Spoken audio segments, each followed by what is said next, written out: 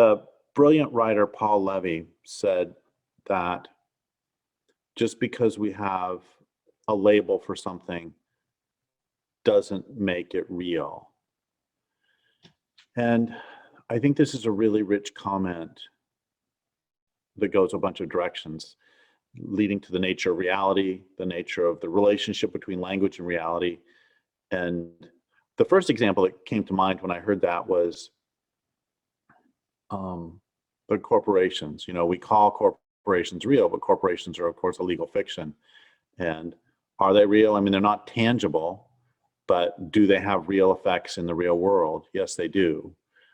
And that's one direction it sent me. Another direction it sent me was the importance of unstated premises and the importance of how if you can slide your premises by people, you've got them. And a great example would be the Nazis pre-World War II, where Hitler could ask, what will we do about the Jewish problem? Well, simply because he labeled something the Jewish problem does not mean that there is, in fact, a Jewish problem. But the fact that he labeled it as such, he's able to give people, what do we do about the Jewish problem? As opposed to asking whether the thing he was inventing was real in the first place. And we see this all the time on every level from the social to the deeply personal. And in abusive relationships, nearly always the perpetrator of the abuse presents themselves as the real victim.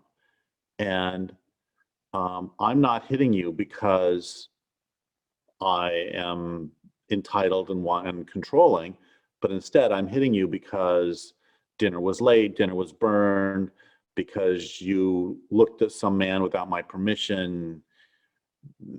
And simply because the perpetrator names the reason does not mean that the reason is real. This is the essence of gaslighting. And so that's another level of richness that his quote takes me to. And then there's also, I have struggled with the notion of boxes my whole life because they generally make me uncomfortable, and that doesn't alter the fact that I despise the postmodernism that or the sort of queer theory that attempts to eradicate all boundaries between all things and to argue that there are no categories. So the sort of pedophilic queer theorists will argue, which I realize that's redundant really, since there are no queer theorists who can speak about it because queer theory is all about breaking down all boundaries. They will argue that the category of child is an artificial category. And that's, of course, nonsense. I mean, I grew quite a lot between the ages of 3 and 6, and I did not grow that same amount from 30 to 60. Well, except not this way, but maybe this way. And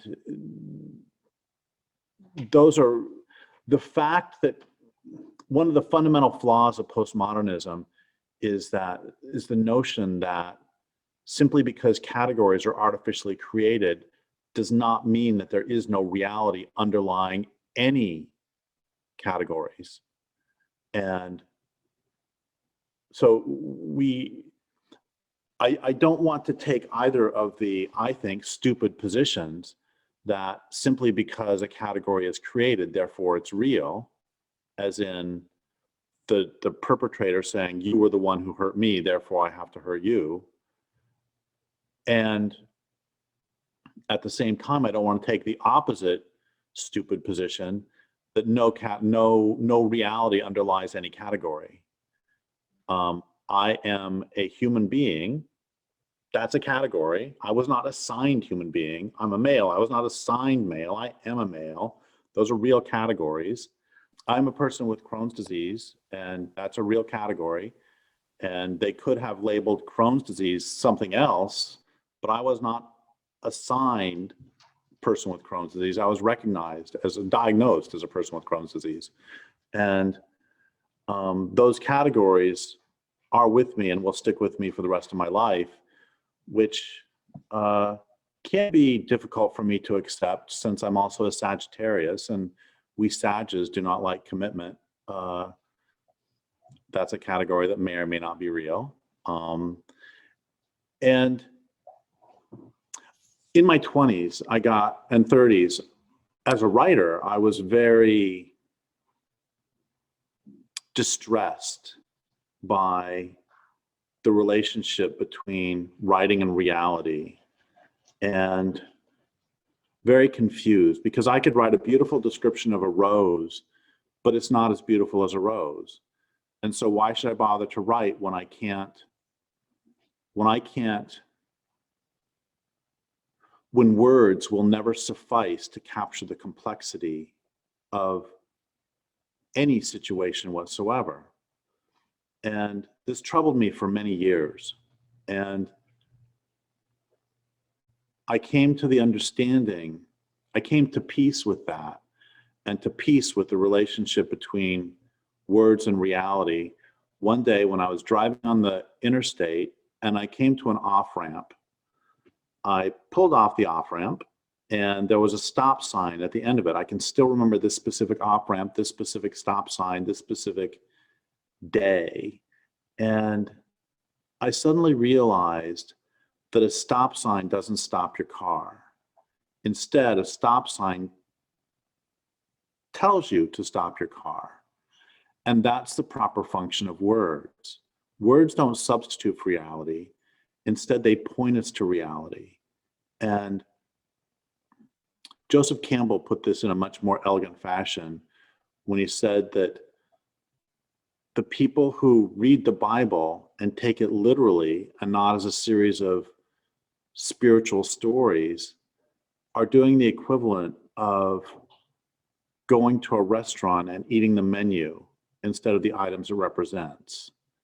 So for me, that is the purpose of words and categories, is to, I need to go another direction for a second, which is some people argue that the categorization is inherently harmful and is also solely a human creation. And that's complete nonsense, because otherwise no creatures could ever reproduce, because they recognize that there is the category, sexual creatures who sexually reproduce recognize there is the category of male and the category of female. And when they want to have a baby, they understand with whom they should interact in that fashion, with member of which category, I should say. And they also recognize buffalo can differentiate between buffalo and wolves. Obviously, those are categories that are real. And they have, I don't know that they have labels for them, but they have cognitive categories for them. Bees have cognitive categories for members of our hive, members of another hive. And if members of another hive try to come in, they have subcategories.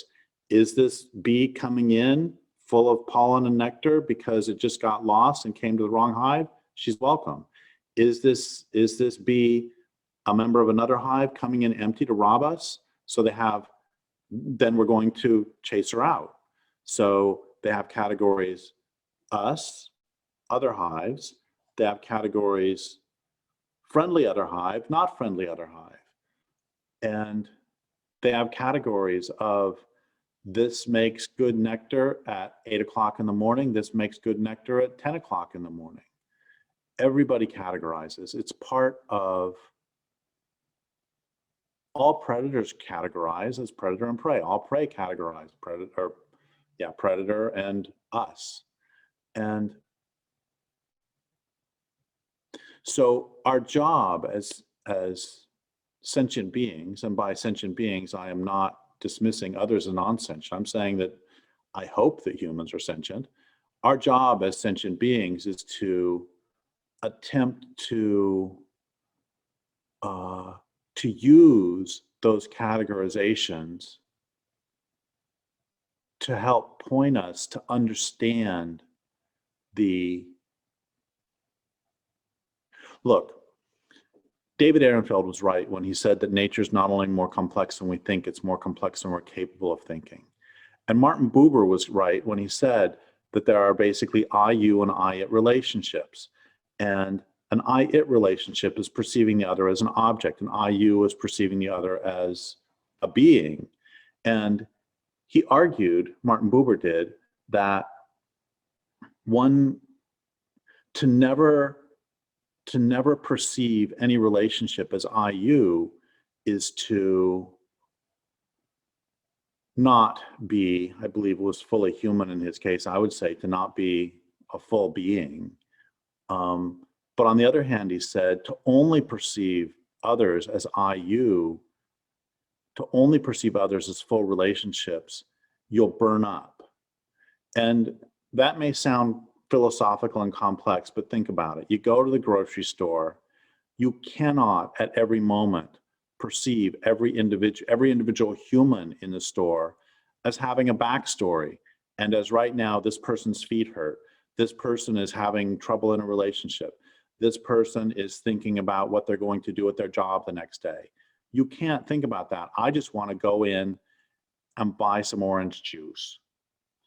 And then you can't think, oh, what happened? What's the entire backstory of the orange juice? Life is far too complex for that. We need categories in order to move through our days. And our role as sentient beings is to attempt to have those match reality or point to reality as, I don't want to say accurately, but as, I can't think of the category here.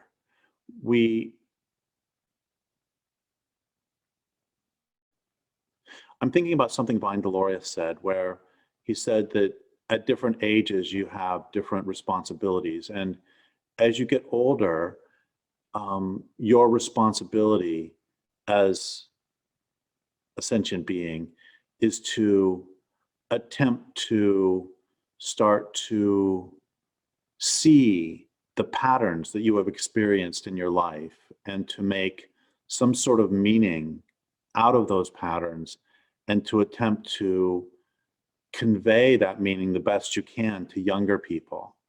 And so I would say that one of the purposes of categorization would be to attempt to mirror or to reflect reality in as meaningful and life-affirming way as possible. Well, you can say that I've been talking about categories, but the original quote was about labels. But I would argue that a label is just the name that we affix to the category.